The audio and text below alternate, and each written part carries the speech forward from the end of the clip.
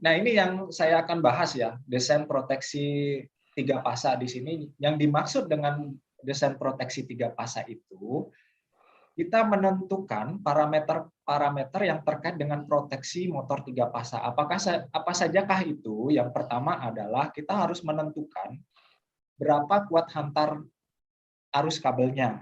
Intinya saya pilih kabel dengan luas penampang berapa sih gitu ya.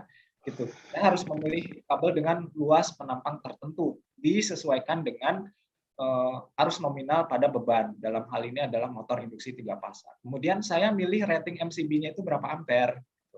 Kemudian overload-nya ratingnya berapa ampere. Kemudian yang terakhir adalah kapasitas untuk pensaklarannya. Kalau kita menggunakan saklar atau menggunakan biasanya kalau motor itu kan menggunakan kontaktor.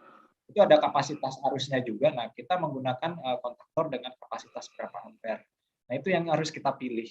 Itu dalam hal ini saya menggunakan metode berdasarkan standar UIL 2011. Nah, terkait dengan desain instalasi listrik, menurut standarisasinya UIL 2011, desain instalasi listrik harus memenuhi ketentuan UIL dan peraturan lain, gitu ya. Jadi bisa menggunakan UIL atau aturan lain yang terkaitan dengan electrical atau ketenaga listrikan yang berlaku. Desain instalasi listrik harus berdasarkan persyaratan dasar yang ditentukan dalam UIL dan memperhitungkan serta memenuhi proteksi untuk keselamatan yang sudah ditentukan dalam peraturan. Kemudian berikutnya, nah ini kita dalam mendesain. Nah, ini yang saya sajikan adalah contoh sebuah wiring diagram ya, rekan-rekan semua, sebuah wiring diagram di sini. Mungkin rekan-rekan di sini sangat familiar dengan wiring diagram ini ya. Kalau kita punya instalasi motor listrik, instalasi motor 3 pasa itu ibaratnya kalau pengen tahu MCB-nya di sebelah mana, nanti nyambungnya kemana, kan kita harus lihat gambar ya. Nah, ini saya sajikan di sini adalah gambar dari wiring diagram, di mana wiring diagram ini kaitannya dengan motor induksi 3 pasa. Nah, mungkin rekan-rekan mengetahui juga kalau di dalam motor induksi 3 pasa itu ada beberapa parameter yang diperlihatkan di dalam diagram tersebut gitu. Misalnya kalau diperhatikan di sini overload-nya berapa ampere gitu ya, dia perlihatkan di sini berapa ampere, kemudian kontaktornya menggunakan kontaktor yang berapa ampere, penghantar atau kabelnya itu menggunakan kabel atau penghantar dengan luas penampang berapa milimeter kuadrat gitu ya. Kemudian untuk sirkuit utamanya itu berapa ampere, kemudian sirkuit cabang gitu ya, sirkuit cabangnya itu berapa ampere, kemudian menggunakan kabel dengan luas penampang berapa itu disajikan gitu ya. Nah, sebenarnya angka-angka ini tidak apa ya, tidak ditentukan secara sembarangan gitu ya, tidak sembarangan langsung ini 50, ini 25 ampere, tidak gitu. Harus ada analisa sebenarnya. Dianalisa dulu, dihitung dulu, kemudian dicocokkan dengan standar yang ada gitu. Jadi memang seperti ini.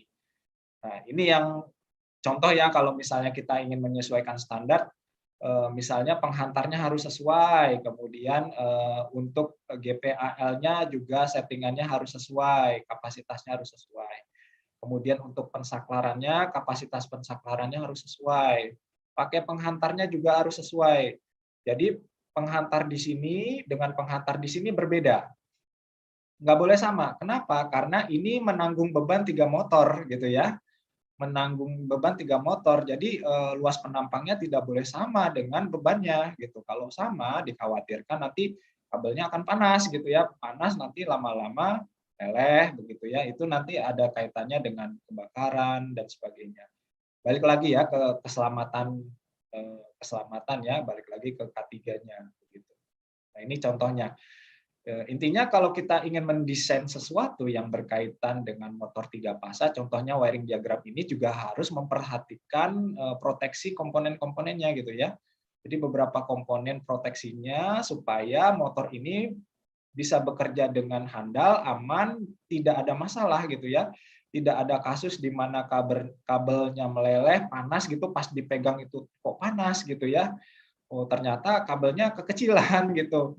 arusnya tadi motornya 5 kW, kabel yang dipakai 0,75, oh jelas panas gitu ya. Jadi harus disesuaikan dengan kuat hantar arusnya. Jadi seperti itu. Jadi memang ada beberapa parameter proteksi yang harus kita perhatikan. Kemudian ini contoh berikutnya itu ya. Jadi saya perlihatkan beberapa wiring diagram di mana ada keterangan dia pakai fuse berapa ampere atau pakai MCB berapa ampere, penghantarnya pakai penghantar yang luas penampangnya berapa, diperlihatkan di situ.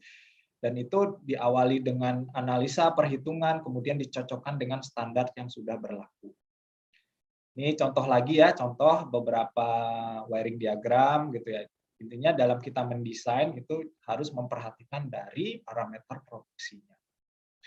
Nah, spesifikasi komponen di sini antara lain yang kita mau bahas adalah tentang KHA ya, KHA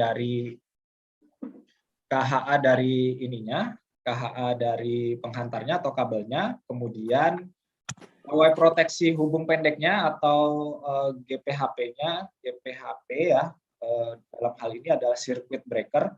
Entah itu kita menggunakan MCB atau CB, yang pasti adalah circuit breaker-nya, GPHP-nya. Kemudian untuk kapasitas pensaklarannya, kalau kita menggunakan kontaktor ya kita pakai kontaktor, kalau kita menggunakan saklar kita pakai saklar gitu ya. Kemudian untuk kapasitas gawai proteksi arus lebih atau GPAL, dalam hal ini menggunakan overload. Kalau misalnya suara saya tidak terdengar, diinformasikan ya. Khawatir nanti suara saya tidak terdengar. Terdengar, Kak. Baik, KL. Terima kasih, KL.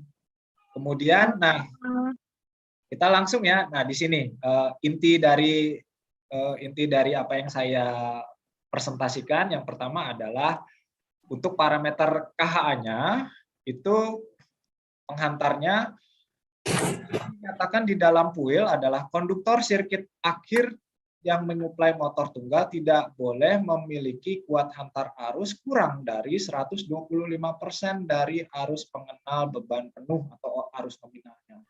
Atau kalau kita bisa tuangkan dalam sebuah persamaan, KHA penghantar itu sama dengan 125% dari arus nominal. Dari mana itu?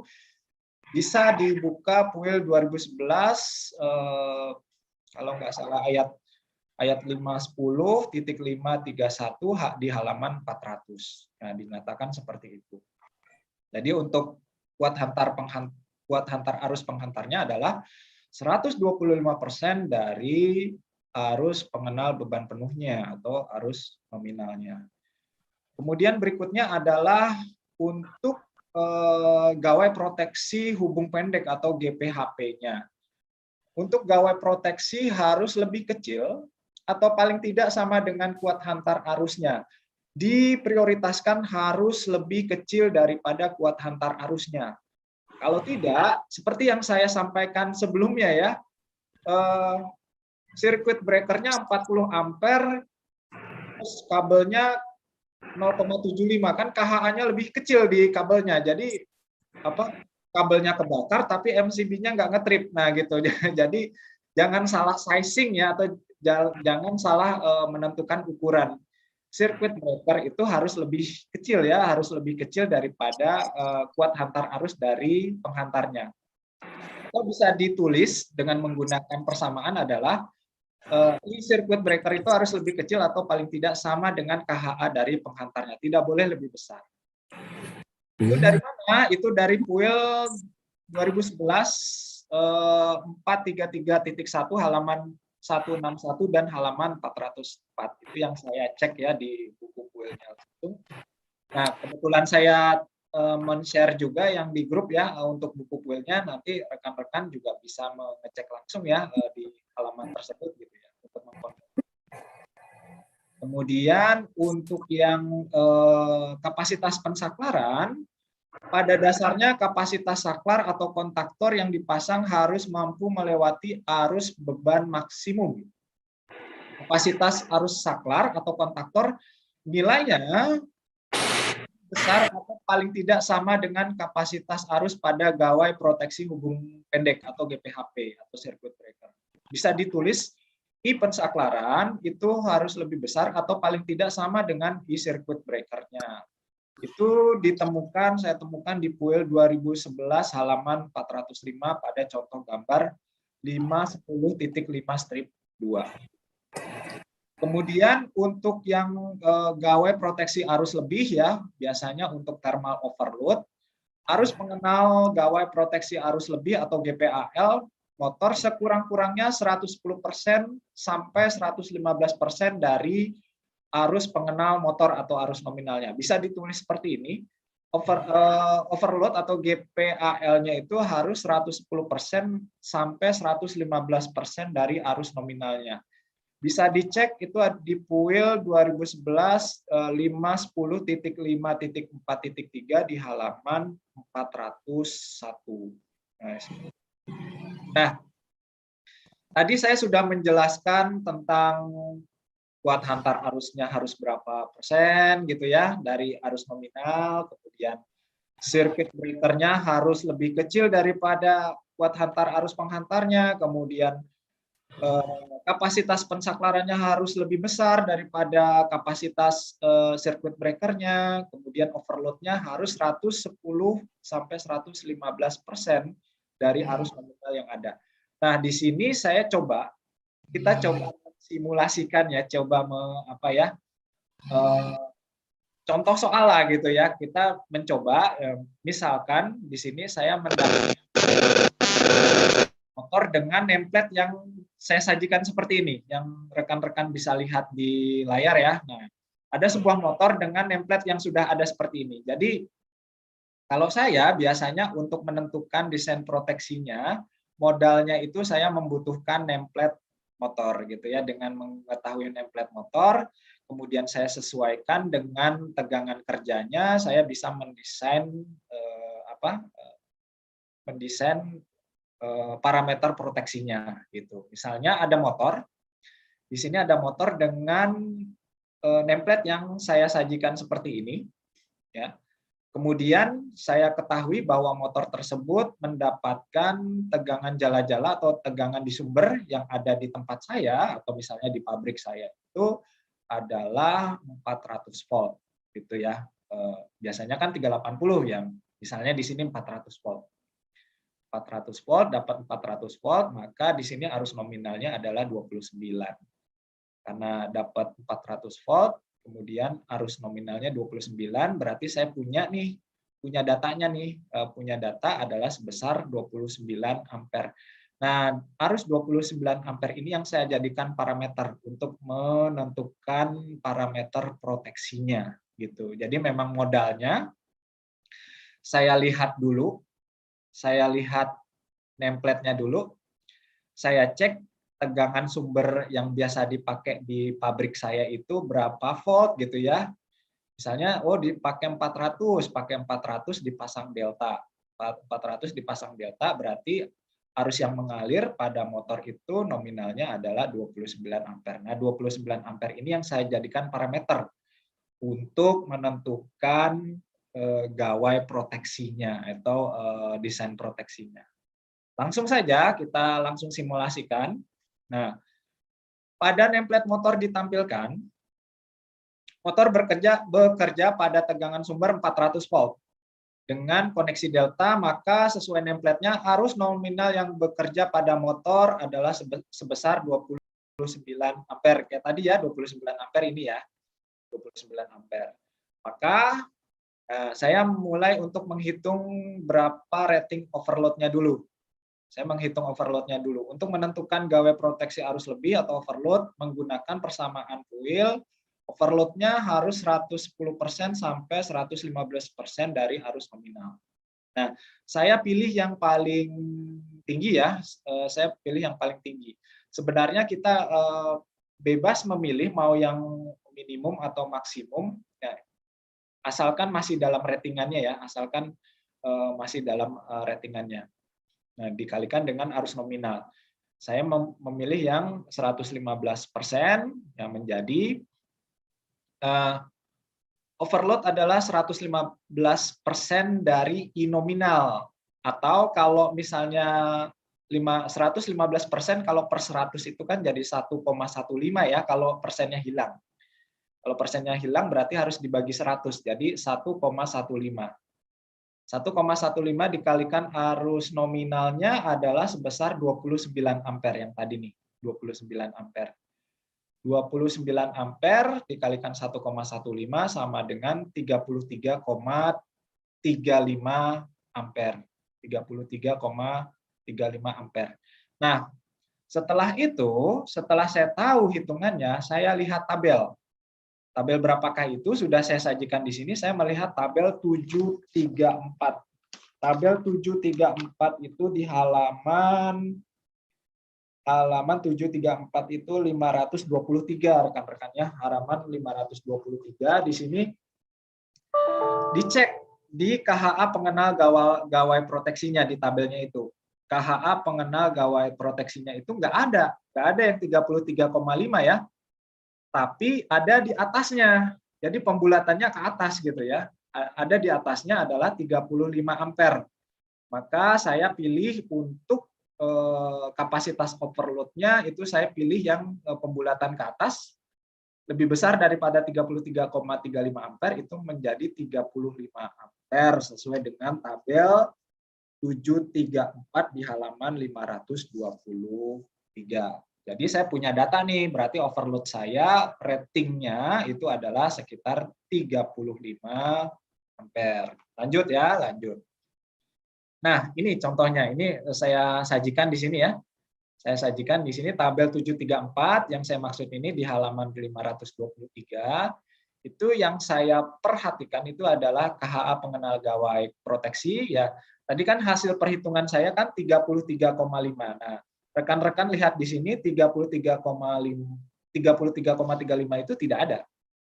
Tapi kita bisa pilih yang di atasnya ya, tingkat di atasnya itu adalah 35. Sehingga overload-nya saya pilih dengan rating yang 35 ampere. Lanjut. Kemudian bagaimana cara menentukan kuat hantar arus dari penghantar kabelnya atau konduktor kabelnya? Kita menggunakan persamaan PUIL 2011 yaitu KHA penghantar harus sama dengan 125% dari arus nominalnya, atau 125% kalau persennya hilang harus dibagi 100 itu sama dengan 1,25 ya, 1,25 dikalikan arus nominalnya tadi. Arus nominalnya adalah 29 ampere. Dihitung ya, dihitung menghasilkan 36,25 ampere. Nah, kita dapat data 36,25 ampere. Setelah itu baru kita cocokkan di tabel 735A. 735A itu di halaman 524.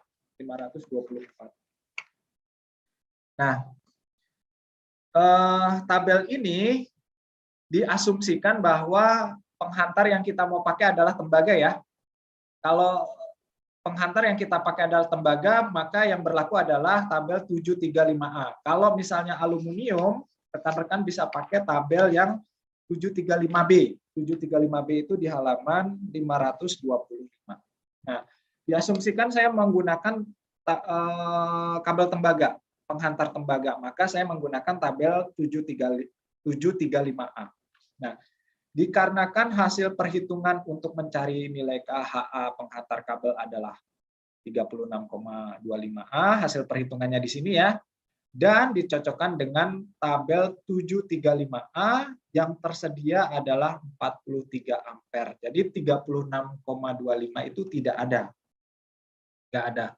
Tapi ada di atasnya, pembulatan ke atas gitu ya.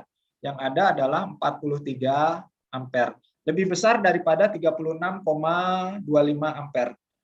Maka untuk nilai KHA penghantar konduktor atau kabel dipilih yang 43 ampere. Jadi lebih tinggi sedikit daripada 36,25. Nah, dari 43 ampere ini saya cocokkan dengan luas penampang penghantarnya atau kabelnya itu saya dapat penghantar itu dengan luas penampang sebesar 6 milimeter kuadrat. Bagaimana saya proses untuk mencarinya? Itu saya sajikan di slide berikutnya. Nah, seperti ini nih rekan. Saya menghitung tadi ya 1,25, 125% kali I nominal, ketemu ya, ketemu 36,25 ampere, ya kan? Nah, terus langkah berikutnya adalah kita cek di sini di tabel 735A ya, dengan asumsi bahwa saya menggunakan kabel atau penghantar tembaga. Nah, karena saya menggunakan yang 3 pasa, maka saya tabel yang di sini saja yang saya perhatikan. 3 inti ya, karena saya menggunakan 3 pasa berarti 3 kabel gitu ya. 3 kabel berarti 3 inti. Dan di sini ada pilihan kabelnya, apakah kabel itu ditanam di tanah atau dibiarkan di udara bebas gitu. Karena kabelnya saya tidak tanam di tanah, maka saya pakai kolom yang ini. Kolom yang ini. Nah, hasil perhitungan saya 36,25, saya cek di sini enggak ada, adanya 34 gitu ya. Yang lebih rendah gitu. Waduh, saya nggak mau ambil resiko ya. Kalau pasang 34 takutnya kabelnya panas gitu ya. Jadi untuk lebih safety saya ambil di atasnya. Di atasnya 36,25. Jadi saya pilih 43 ampere. Saya tarik ke kiri. Jadi dari 43 ampere itu saya tarik ke kiri untuk menentukan berapa sih luas penampang penghantarnya untuk bisa mengakomodir arus sebesar 43 ampere. Nah, ketemulah saya tarik ke kiri itu ketemulah sekitar luas penampang 6 milimeter kuadrat. Artinya untuk yang arus sampai 43 ampere ini menggunakan penghantar dengan luas penampang adalah 6 milimeter kuadrat. Sehingga si motor tadi, si motor dengan arus nominal 29 ampere tadi, saya menggunakan kabelnya atau penghantarnya itu sebesar 6 milimeter kuadrat. Catatannya, penghantar yang digunakan adalah tembaga. Jadi memang karena tembaga paling bagus ya, kita semua tahu tembaga paling bagus, maka yang saya gunakan adalah jenis tembaga. Maka saya menggunakan tabel yang 735A. Kalau rekan-rekan menggunakan kabel, misalnya pakai kabel yang kabel yang aluminium twisted ya, kabel rumah sambungan rumah, kabel SR ya, kabel SR itu kan aluminium. Itu nanti rekan-rekan bisa pakai yang tabel yang 735B yang menggunakan aluminium. Baik, lanjut. Nah, kemudian untuk menentukan kapasitas saklarnya gitu kan kita menggunakan kontaktor ya. Kontaktor itu kan sejenis saklar, tapi dia saklarnya magnet, menggunakan magnet. Tapi dia sejenis saklar juga. Nah, saklar itu dia ada kapasitasnya. Nah, kapasitas dari pensaklaran itu menurut Poole itu harus lebih besar daripada gawai proteksi hubung pendek. Harus lebih besar daripada gawai proteksi hubung pendek atau KHA. Oh, maaf. Yang ini ya circuit breaker ya. Oh, maaf. Maaf, saya revisi ya. Ini untuk mencari circuit breaker. Nah, untuk mencari circuit breaker atau gawai proteksi hubung pendek, itu merujuk pada Poole 2011 di mana kapasitas GPHP atau gawai proteksi hubung pendek atau circuit breaker ini haruslah lebih kecil atau paling tidak sama dengan KHA penghantarnya. Diusahakan harus lebih kecil daripada KHA penghantarnya. Nah, kita ketahui KHA penghantar adalah 43 ampere dari tabel tadi ya, kan kita ketemu 43 ampere tuh. Nah, 43 ampere ini menjadi acuan. Maka gawai proteksinya harus di bawahnya 43. Gawai proteksinya harus di bawahnya 43. Nah, rekan-rekan bisa cek yang di paling tabel nomor berapa nih? Tabel 734 yang paling pojok bagian kanan ini. Nah, ini adalah gawai proteksi. Ada nggak yang lebih kecil daripada 43? Di sini kita lihat di sini yang lebih kecil dari 43 adalah 35 ampere. Dengan demikian, saya menggunakan gawai proteksi hubung pendeknya atau circuit breaker-nya dengan nominal rating ampernya adalah sebesar 35 ampere. Begitu. Nah, berikutnya baru saya menentukan kapasitas pensaklarannya, di mana saya menggunakan kontaktor misalnya atau menggunakan saklar pemisah gitu ya, PMS gitu ya. Nah, ratingnya berapa sih? Nah, di dalam kuil juga dijelaskan bahwa kapasitas dari pensaklaran, kapasitas arus pensaklaran itu harus lebih besar atau paling tidak sama dengan kapasitas dari gawai proteksi hubung pendeknya atau circuit breaker-nya. Nah, karena saya menginginkan yang lebih besar daripada circuit breaker-nya, maka circuit breaker-nya kan 35 ampere ya, 35 ampere. Saya menginginkan supaya lebih aman, kapasitas pensaklarannya, kapasitas arus pensaklarannya itu harus di atasnya 35 ampere. Saya pilih yang 50 ampere, sehingga untuk rating untuk kontaktornya itu arusnya, operasional arusnya saya pilih yang 50 ampere di atasnya MCB. Begitu. Dari situ kan sudah saya kumpulin tuh parameter-parameternya. Nah, baru saya rekap gitu ya. Intinya saya rekap. Jadi seperti ini rekan-rekannya hasil rekapan saya. Ini motor 3 pasa di sini dengan daya listriknya 17 kW. Ini daya listrik ya kawan-kawan ya, rekan-rekan. Daya di sini dengan daya yang di sini berbeda. Daya yang tertera di nameplate ini bukan daya listriknya, tapi daya mekaniknya. Nah, daya listriknya itu kita bisa dapatkan dari akar 3 kali 400 kali 29 dikali cos pi. Itu daya listriknya. Sedangkan yang tertera di nameplate adalah daya mekaniknya. 17 kW, 400 volt, 29 ampere, frekuensinya 50 Hz. Nah, di sini susunannya kan overload dulu ya, overload dulu, kemudian masuk ke kontaktor, kemudian ada pengkabelannya di sini, pengkabelan di sini, kemudian ada MCCB, misalnya kita menggunakan MCCB. Untuk overloadnya saya pasang yang 35 ampere, settingannya coba saya rendahkan ya, rendahkan 32 ampere. Jadi kan overload kan bisa kita setting ya, kita bisa setting. Nah, saya settingnya adalah 32 ampere, di mana 32 ampere itu dia lebih besar daripada nominalnya tapi lebih kecil daripada 35 ampere. Kemudian untuk kapasitas pensaklarannya saya pakai yang 50 ampere biar lebih aman gitu ya, biar kontaktornya nggak kebakar. Kontaktor juga bisa kebakar loh rekan-rekan. Jadi kalau dia misalnya udah kebakar itu dia kan awalnya kan normally open gitu ya, ketika dia on dia normally close, ketika dia kebakar dia nggak balik lagi gitu, nggak normally open lagi karena dia terbakar di kontaknya gitu.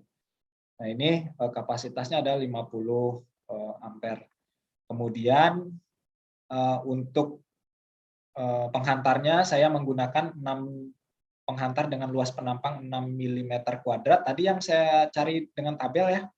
Saya cari dengan tabel, ketemu ya, tabel 735A, saya ketemu 6 mm kuadrat. Kemudian MCB-nya, untuk MCB atau circuit breaker-nya, saya menggunakan parameter 35 ampere. Berhubung MCB ini ratingnya sama dengan overload ya, MCB sama dengan overload, jadi memang kita kondisikan overload itu ratingnya harus lebih kecil daripada MCB-nya. Mengapa demikian? Jangan sampai ketika terjadi arus lebih, MCB-nya yang ngetrip gitu loh, bukan overload-nya yang ngetrip. Jadi memang overload-nya harus lebih kecil gitu ya, kan ketika terjadi arus berlebih, dia akan trip duluan. Kalau MCB kan kaitannya dengan kalau terjadinya hubung pendek gitu ya. Nah, jadi memang saya kondisikan atau saya rekayasa supaya settingan overload-nya lebih rendah daripada MCB-nya. Begitu. Lanjut.